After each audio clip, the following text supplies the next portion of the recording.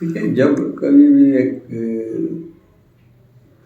Split judgement आता है तो वो फैसला नहीं होता। अब लार्जर बेंच को रेफ़र किया गया है, चीफ जस्टिस बनाएंगे 3 जजेस की बेंच।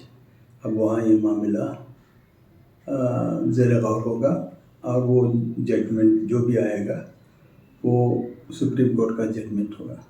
मगर आज के जो जजमेंट में 2 अलग-अलग हमारे ऑनरेबल जजेस ने अपना फैसला सुनाया है। इससे ये मालूम होता है कि जो इश्यूज़ को जस्टिस धोले ने बड़े अच्छे अंदाज में उन्होंने कहा है कि उनके सामने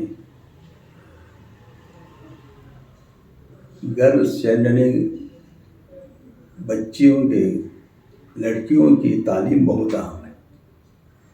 ये जो भी हिजाब वगैरह के इश्यूज़ हैं ये सेकेंडरी इश्यूज़ हैं। अहम चीज़ जो है उनके सामने लड़कियों की तालीम और उसमें कोई किसी किस्म की मुदाखलत या किसी किस्म के रुकावट से उनकी तालीम को धक्का ना पहुँचे, यानी सम एंड सब्सटेंस उनके जजमेंट का ये है।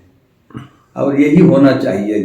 जब हम यही एक्सपेक्ट करते हैं कि लार्जर बेंच इस मौक़िफ़ को एक्सेप्ट करेगी और जो कर्नाटक का जो फैसला है उसको रद्द करेगी।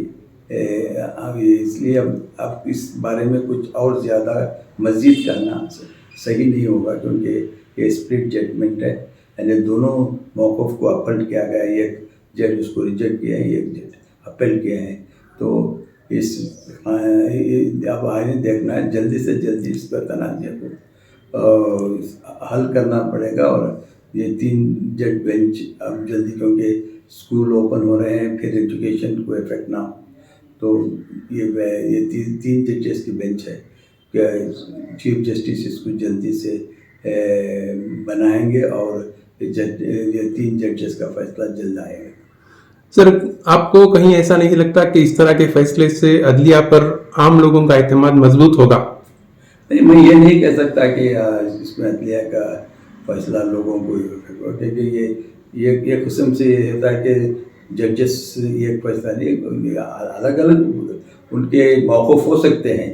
पहले भी बहुत से जजमेंट स्प्लिट जजमेंट आए हैं, और जब ये लार्जर बेंच को रेफ़र किया जाएगा तो फैसला सही फैसला निकलने की उम्मीद करना चाहिए।